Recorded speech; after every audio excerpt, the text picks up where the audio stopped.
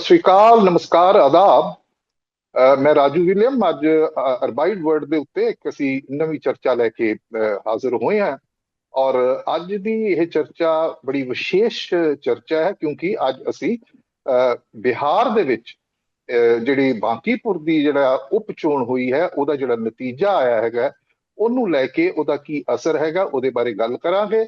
ਨਾ ਸਿਰਫ ਬਿਹਾਰ ਬਲਕਿ ਬਿਹਾਰ ਤੋਂ ਬਾਹਰ ਵੀ ਸਮੇਤ ਪੰਜਾਬ ਦੇ ਜਿਹੜੇ ਜਿੱਥੇ ਹੋਰ 5 ਮਹੀਨੇ ਤੱਕ ਚੋਣਾਂ ਹੋਣ ਜਾ ਰਹੀਆਂ ਨੇ ਔਰ ਬੀਜੇਪੀ ਦਾ ਇੱਕ ਬਹੁਤ ਵੱਡਾ ਫੋਕਸ ਹੈ ਤੇ ਇਹਦੇ ਬਾਰੇ ਅਸੀਂ ਚਰਚਾ ਕਰਾਂਗੇ। ਔਰ ਅੱਜ ਦੀ ਚਰਚਾ ਇਸ ਕਰਕੇ ਵਿਸ਼ੇਸ਼ ਹੈ ਕਿਉਂਕਿ ਅੱਜ ਸਾਡੇ ਨਾਲ ਦੇਸ਼ ਦੇ ਨਾਮੀ ਪੱਤਰਕਾਰ ਸਤੀਸ਼ ਕੇ ਸਿੰਘ ਜੀ ਜੁੜੇ ਹੋਏ ਨੇ।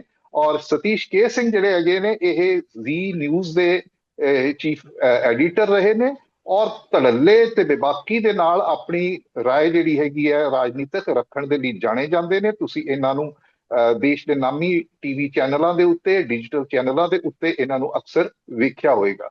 ਸਾਰਿਆਂ ਦਾ ਪਹਿਲਾਂ ਕਿਉਂਕਿ ਸਤੀਸ਼ ਜੀ ਹੈਗੇ ਨੇ ਇਹ ਬਿਹਾਰ ਦੇ ਨਾਲ ਸੰਬੰਧ ਰੱਖਦੇ ਨੇ ਔਰ ਜਿਹੜੀ ਮੇਰੀ ਜਾਣਕਾਰੀ ਹੈ ਕਿ ਉਹ ਜਿਹੜਾ ਇਹ ਉਪ ਚੋਣ ਹੋਈ ਆ ਬਾਂਕੀਪੁਰ ਜਿਹੜਾ ਅਸੈਂਬਲੀ ਦਾ ਹਲਕਾ ਹੈਗਾ ਵੀ ਉਹਦੇ ਨਾਲ ਇਹ ਰੱਖਦੇ ਨੇ ਸੰਬੰਧ ਰੱਖਦੇ ਨੇ ਬਿਹਾਰ ਤੋਂ ਨੇ ਲੇਕਿਨ ਮੌਜੂਦਾ ਸਮੇਂ ਦੇ ਵਿੱਚ ਇਹ ਦਿੱਲੀ ਦੇ ਵਿੱਚ ਇਹਨਾਂ ਦੀ ਰਿਹਾਇਸ਼ ਹੈਗੀ ਹੈ। ਤਾਂ ਕਿਉਂਕਿ ਇਹ ਹਿੰਦੀ ਭਾਸ਼ੀ ਨੇ ਇਸ ਕਰਕੇ ਅਸੀਂ ਇਹਨਾਂ ਦੇ ਨਾਲ हिंदी ਦੇ ਵਿੱਚ ਜਿਹੜੀ ਉਹ ਗੱਲਬਾत ਜਿਹੜੀ है वो करांगे। सारा तो पहला सबसे पहले सतीश जी बहुत बहुत धन्यवाद, आपने समय निकाला हमारे चैनल के लिए और आप जैसे वरिष्ठ पत्रकार का हमारे चैनल पे आना, राजनीतिक विश्लेषक का हमारे चैनल पे आना हमारे लिए बहुत सौभाग्य की बात है। तो सबसे पहले तो आपका इस बात के लिए धन्यवाद। सत श्री अकाल। काश मुझे पंजाबी आता, लेकिन मैं सारे आपके पंजाबी दर्शकों का तहे दिल से इस्तेकबाल करता हूं। सत श्री अकाल। सत श्री अकाल जी, सत श्री अकाल। सतीश जी, क्योंकि इस पे चर्चा काफी हो चुकी है लेकिन हम फोकस उन बातों पे करेंगे, आपसे जानना चाहेंगे कि ये जो क्योंकि यहाँ पे बीजेपी के राष्ट्रीय अध्यक्ष नितिन नबीन जो है ये उनकी सीट थी, बल्कि कहें कि उनके परिवार की थी 1995 से लेके, पहले उनके पिताजी अब ये, और उनके राज्यसभा में चुने जाने के बाद ये सीट जो है यहाँ पे उपचुनाव हो सका और वहां पे ये हारना जो है उसके राजसी मायने क्या है? क्या इसकी गूंज सिर्फ बिहार की राजनीति तक सीमित रहेगी या बिहार से बाहर पूरे भारत में, विशेषकर पंजाब जैसे प्रदेश जहां पे अभी 5-6 महीने में चुनाव होने वाले हैं? जी सतीश जी। राजू जी, सबसे बड़ी बात यह है कि बिहार में तो अभी कुछ नहीं हो रहा है। बिहार में तो जो होना था वो कल हो गया है ना। बिहार में आगे का चुनाव जब आएगा तब देखा जाएगा या फिर लोकसभा का आएगा तब देखा जाएगा। तो जो कुछ भी असर पड़ना है, जहां जहां चुनाव आने हैं, देश की राजनीति है, संसद है, आप यहाँ पंजाब में चुनाव होना है, उत्तराखंड में है, गोवा में है, अगले साल मणिपुर में है, आपके बगल में हिमाचल में है और गुजरात में भी अंत में है और सबसे बड़ा उत्तर प्रदेश में सबसे बड़ा और उसके नंबर 2 पर पंजाब ही आएगा। तो प्रभाव तो निश्चित रूप से पड़ेगा और इसके क्यों पड़ेगा वो बताता हूं मैं, जो मैं समझता हूं। पहला तो ये है जी कि एक साथ कई मुद्दे आ गए हैं जो भारतीय जनता पार्टी की सरकार को या सरकारों को या उनके चुनाव मशीनरी को, इनकी पार्टी के लिए एक बहुत बड़ी चुनौती हो गई। पहला तो जी ये एक अनएम्प्लॉयमेंट का है और पेपर लीक का है। ये एक बड़ा मुद्दा है, बहुत बड़ा मुद्दा है। दूसरा जी, राम मंदिर में मंदिर जो है और गुरुद्वारे, अगर इन जगहों पे कुछ इधर उधर चीजें हो जाए तो उसका बड़ा प्रभाव पड़ता है और ये प्रभाव तो हम शायद उसका असर जो है हमने बांकीपुर में भी देखा है और शायद मध्य प्रदेश में भी देखा है, दतिया में। वो पता नहीं है लेकिन जो लोग भक्त लोग होते हैं उनके ऊपर प्रभाव तो पड़ता है। तीसरा है जी कि एथेनॉल का जो मुद्दा है, अब कितना सही है कितना गलत है वो मैं नहीं जानता, लेकिन ये तमाम मुद्दे एक साथ फिर बीच में ये छात्रों पे लाठी चार्ज का मुद्दा हुआ और कई तरह के उसमें जातियों के आरोप लगे। रह रहे रातों रात एक पार्टी अभियान के शक्ल में बन जाती है। तो और उसका असर हमें इस चुनाव में देखने को निश्चित रूप से मिला है।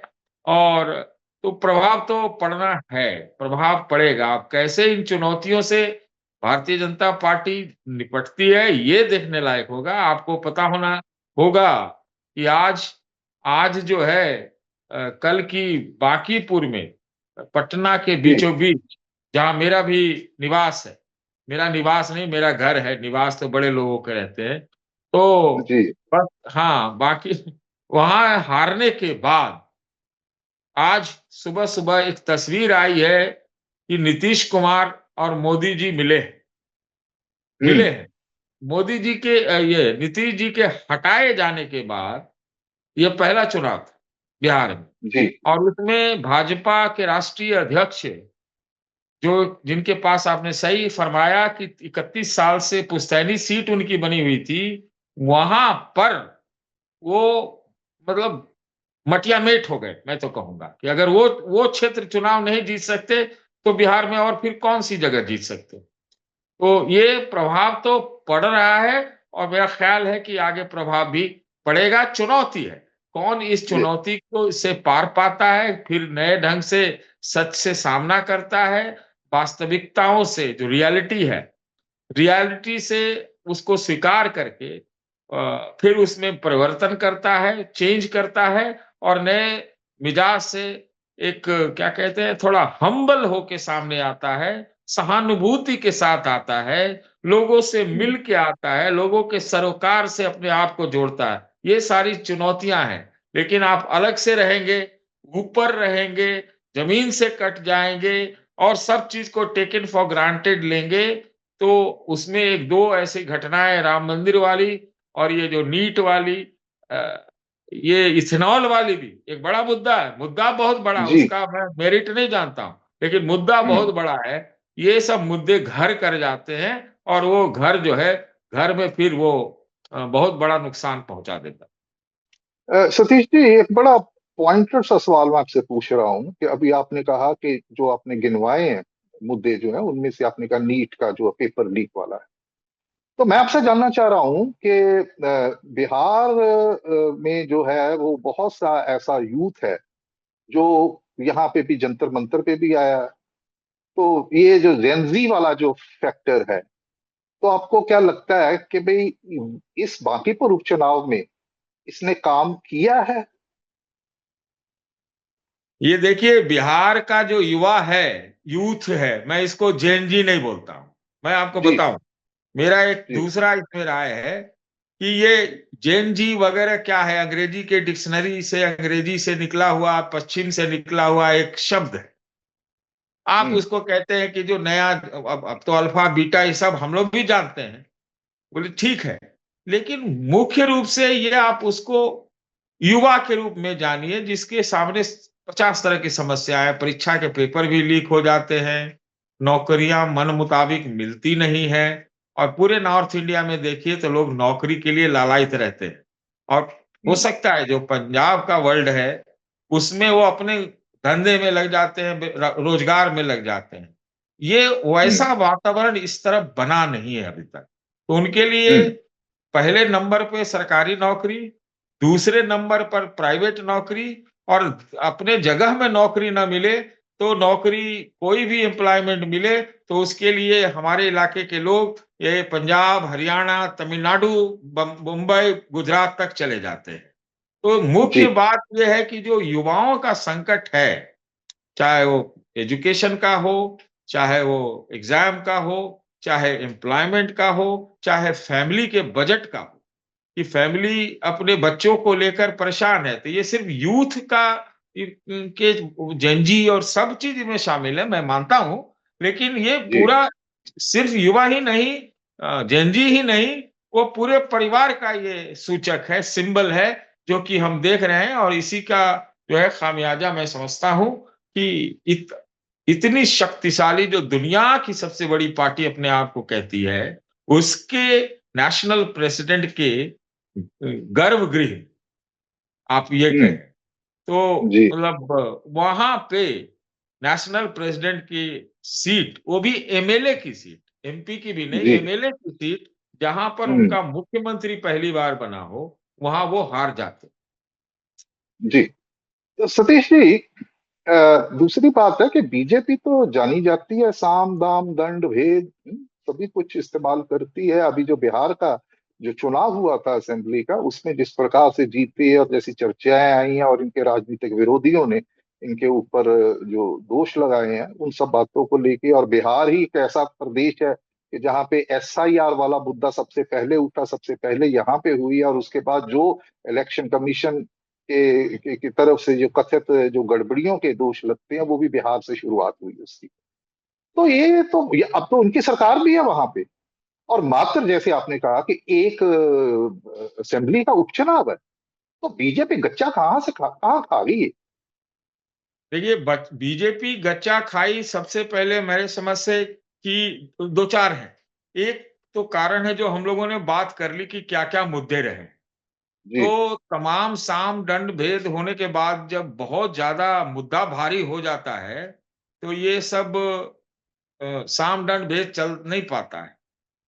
आप समझिए ना, 34% का वोट हुआ वहाँ पर बांकीपुर में, हम्म। और बीजेपी का वोट जो है 44।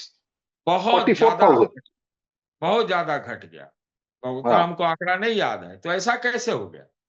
हम्म। ऐसा कैसे हो गया? तो ये मुद्दे भारी पड़े हैं, एक बात। और दूसरा ये है कि बिहार का जो पिछला वाला चुनाव था, उसमें कई चीज़ें एक साथ थी, कि भई हम्म। एसआईआर का मुद्दा भी था, लेकिन बाद में आपने देखा कि जो आरजेडी और कांग्रेस पार्टी है, उसका गठबंधन ठीक से नहीं हुआ, और हमको लगता है हम्म। एक-दूसरे को काटते-पीटते रह गए। तो एक हम्म। चैलेंज जो था, वो मजबूत चैलेंज नहीं था, मेरे ख्याल से। तीसरी हम्म। बात ये है कि भारतीय जनता पार्टी पूरा समूचे शक्ति के साथ वहाँ पहुँच गई, और एक गरीब प्रदेश में जब 10-10 हज़ार रुपया चुनाव के ऐन मौके पर, या चुनाव के कोड ऑफ कंडक्ट के बीच में, बाद अभी भी कोड ऑफ कंडक्ट में बीच तो में। उनको इजाज़त मिल गई, 10-10 हम्म। हज़ार रुपया मिलता है, तो वो तो चुनाव को प्रभावित करता है। उनके पास उस समय नीतीश जी का चेहरा भी था।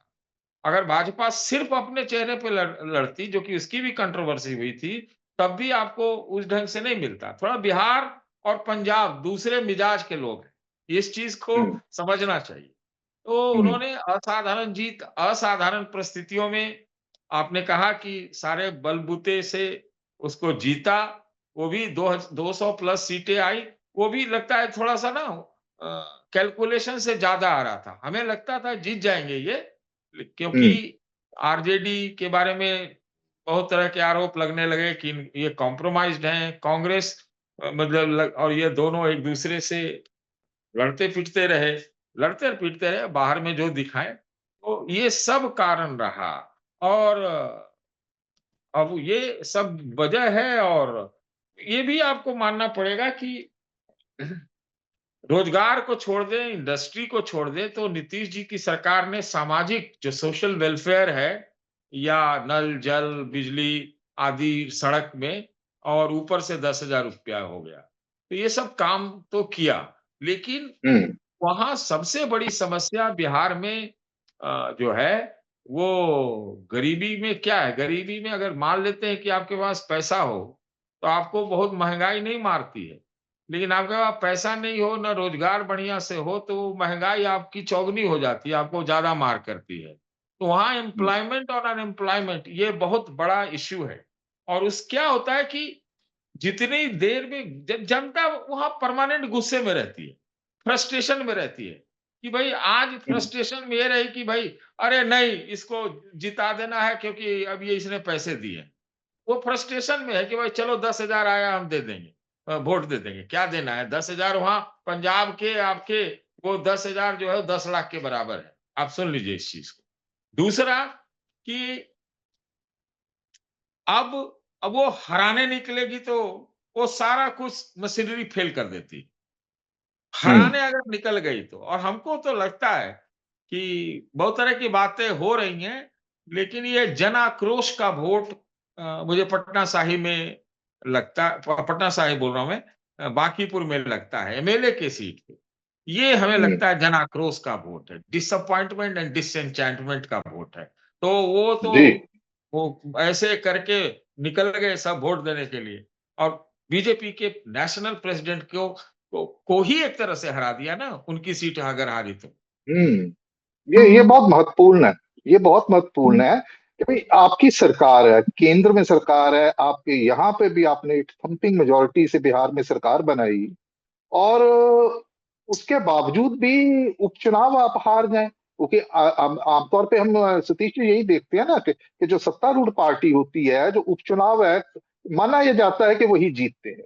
लेकिन यहाँ पे ऐसा नहीं हुआ। तो इसी संदर्भ में मैं आपसे ये पूछना चाह रहा हूँ कि जिस व्यक्ति ने ये चुनाव जीता, प्रशांत किशोर, अब 2000 ये जो हुआ था असेंबली का चुनाव बिहार का, बड़े दमखम से जोर शोर से उन्होंने बहुत यात्राएं की, मुद्दे उठाए, लोगों के सरोकार जो थे उनको उजागर किया।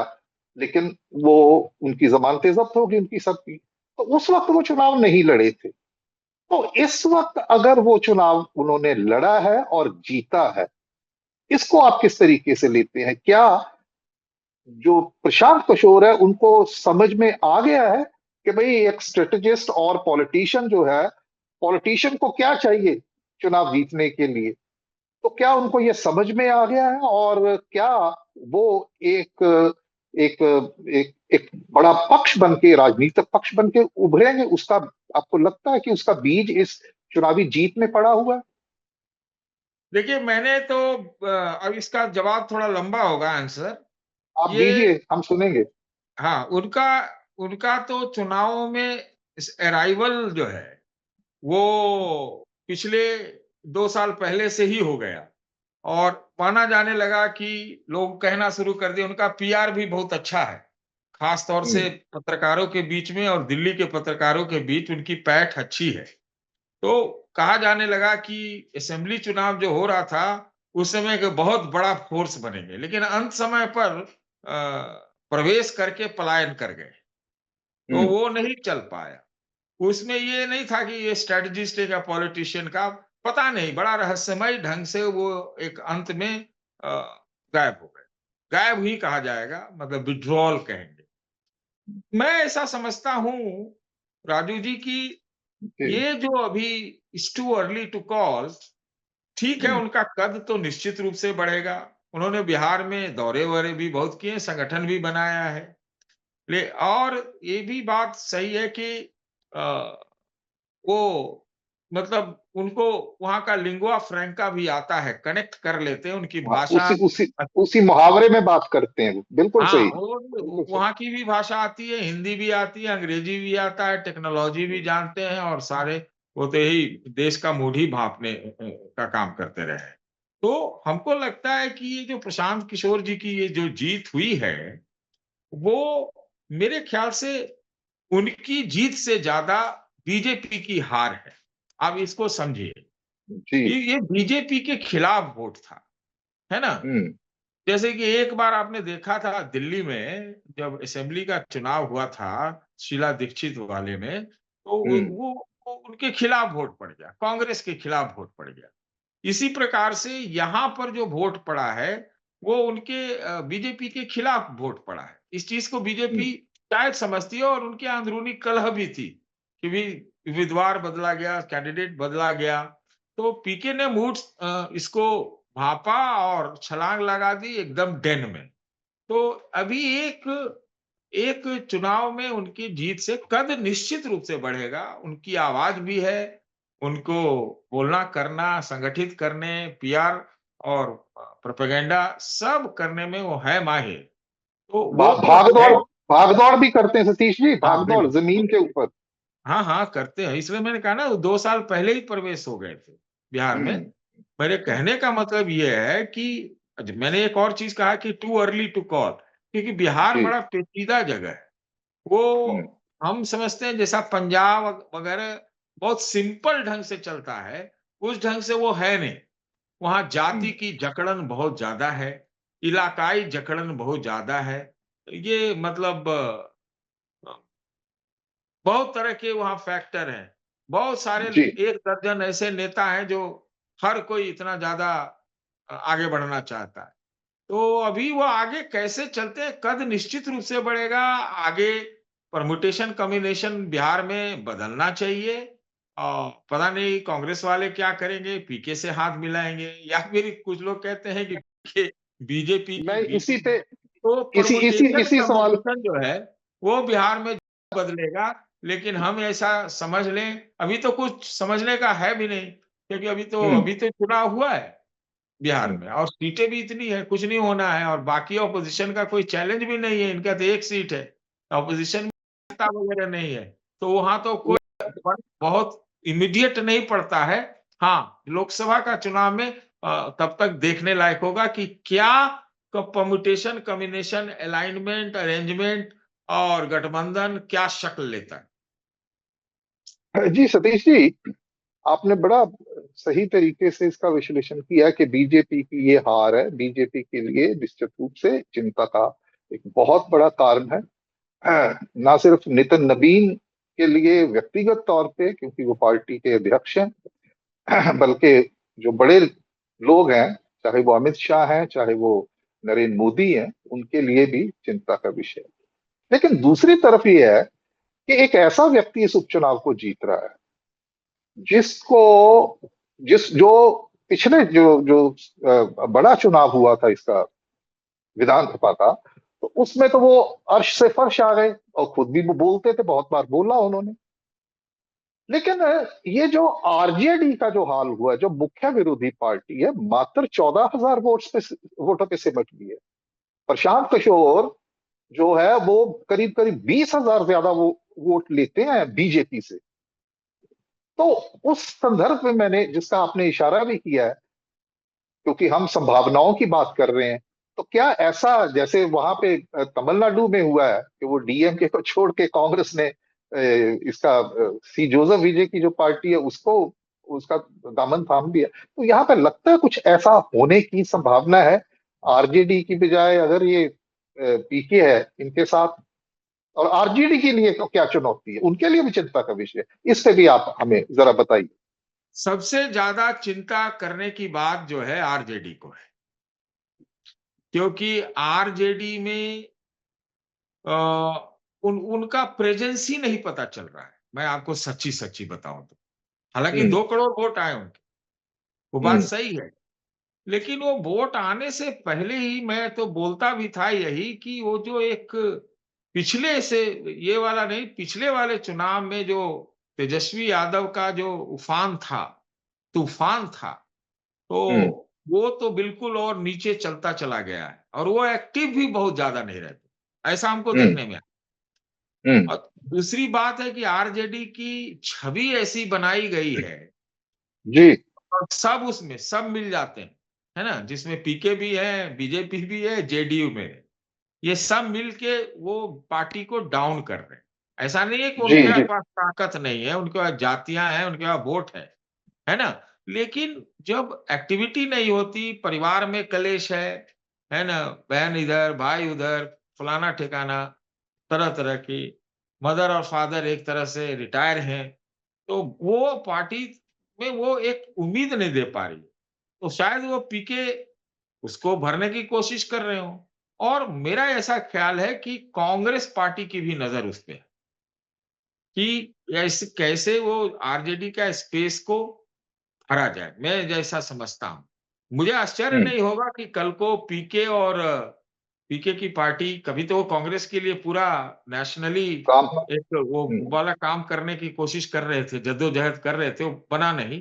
क्या पता हम्म अंदर-अंदर कुछ बात हुई, ये भी चर्चा थी कि बांकीपुर में कांग्रेस ने उनको भीतर से एक प्रकार से मूक समर्थन दिया। समर्थन भी दिया जी और जबकि आरजेडी का जो भी एक भी वोट मिलता वो बीजेपी को फ़ायदा पहुँचाता, अगर वो जीतने की स्थिति में नहीं थे तो। तो 14,000 वोट आप समझिए एक तरह से वो पीके का ही वोट गया, है ना? हम्म जी तो जी आरजेडी के ऊपर कई तरह के क्वेश्चन्स तो निश्चित रूप से है और मैं हम्म ऐसा मानता हूँ थोड़ा हमें खुल के बोलना चाहिए। देखिए, लोग बिहार के उम्मीद खोज रहे हैं।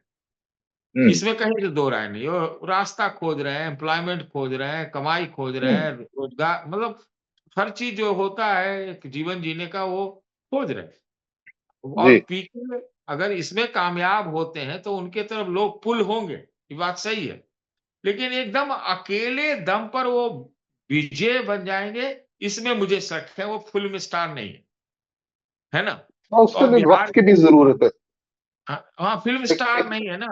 तमिलनाडु में तो हाँ। फ़िल्म स्टारों के स का जो सुपर स्टारडम से ही शुरू करते हैं। जी, तो जी, अब जी। इनके एक और कोई शक्ति उनके साथ मिलेगी या उनको नेता मान ले, ये तब जाके फिर वहाँ जो है बहुत परिवर्तन दिख सकता है। भाई जेडीयू के भी एक समय में ये वाइस प्रेज़िडेंट थे, नीतीश जी की हम्म। पार्टी, है जी ना? हाँ, जी हाँ। जी। तो वो पता नहीं कुछ तो परम्यूटेशन कॉम्बिनेशन बिहार में बदलेगा, ये तो हमें भी लगता है। तो अब ये मतलब क्या ये चर्निंग। मोदी जी और नीतीश जी के बीच आज क्या बात हुई, अभी कैसे कहें? अभी थोड़ा इंतज़ार करना पड़ेगा, कैसे ये आगे बढ़ेगी चीज़।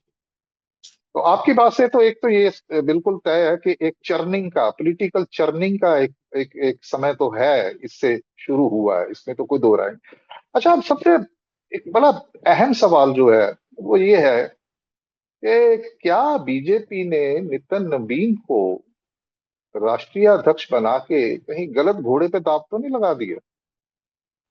कि वो तो अपना गृह सीट भी नहीं बचा पाए। बाकी जगह पे तो पार्टी होती है ना, पार्टी जीतती है दूसरी जगह तो उसका श्रेय इनको बाय डिफॉल्ट मिलता जाए कि राष्ट्रीय अध्यक्ष हैं। लेकिन यहाँ पे तो एक व्यक्तिगत प्रतिष्ठा है, एक इनकी लेगेसी थी, तो ये फेल हो गए उसमें। तो बीजेपी के आश्चर्य नितिन नवीन के आश्चर्य लिए व्यक्तिगत तौर पे किस किस्म की चुनौतियां आप देख रहे हैं बीजेपी के अंदर? देखिए, ऐसा लगता है कि नितिन नवीन जी एक एक नाम मात्र के अध्यक्ष हैं। हम्म। क्योंकि बीजेपी हम्म। का आपने ठीक कहा कि लेगेसी है, ये भारी भरकम लोग रहे हैं। हालाँकि एक समय बीच में भी आया था, जब लाइट वेट्स को अध्यक्ष बनाया जाने लगा था वाजपेयी जी के समय, है ना? हम्म। याद है, कुशाभाऊ ठाकरे थे, मेरे ख्याल से जना कृष्णमूर्ति भी थे, तरह-तरह के कई लोग आए उस समय, वेंकैया नायडू भी शायद थे। तो ये एक ल थोड़ा-सा वो हमें लगता है कि ये इंटरवल है बीजेपी में, और बड़े ही आश्चर्यजनक और बहुत ही रहस्यमय परिस्थितियों में 2 साल तक अध्यक्ष नड्डा साहब चलते गए, और जब हम्म। बने भी तो एक ऐसे व्यक्ति को बनाया गया जो जिसके बारे में किसी को कुछ मालूम नहीं कि वो भी बन सकता। हम्म। हमको लगता है ये बीजेपी के अंदरूनी समीकरण का कुछ खेल था कि बहुत हम्म। हेवी वेट बन जाएगा तो दिक्कत, ये दिक्कत। हम्म।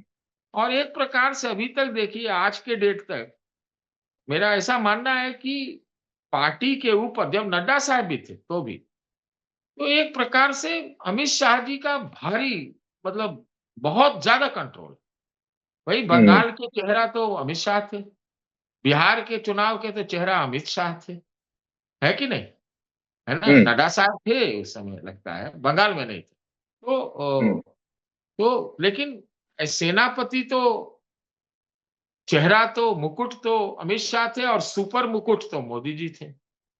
लेकिन वो हम्म। अमित शाह जो एक सीईओ हैं पार्टी के, वो वही हैं। तो अभी जी, लगता जी। है कि उसमें बीच में आरएसएस और बीजेपी के नेतृत्व के बीच नड्डा साहब का वो बयान बड़ा ही मशहूर हो गया कि भई हम्म। अब आरएसएस की ज़रूरत नहीं, उसके बाद बीजेपी अलग इंडिपेंडेंट बड़ी हो गई है। तो क्या हुआ हम्म। उसके बाद कि उसी में टलता गया, कॉम्प्रोमाइज़ हुआ, और सब लोग अपने पार्टी के भीतर भी तो शतरंज खेलते हैं। मुझे लगता हम्म। है कि उसी के चलते हम्म। नितिन नवीन जी बनाए गए हैं, है ना? नितिन नवीन जी बनाए गए हैं। अब उनकी अलग से मुखर आवाज़ कितनी है, कितनी पर्सनैलिटी है, क्या दमखम है, तो ये सारे सवालों में ऐसे भी आ गए और वो पहले से भी। हम्म। तो मतलब ये बात बिल्कुल ठीक है, आपने इसको इसका इसका खुलासा तो कर ही दिया है कि जिस तरीके की बीजेपी की रणनीति है, विशेषकर रणनीति बीजेपी की नहीं, रणनीति जो है अमित शाह और नरेंद्र मोदी।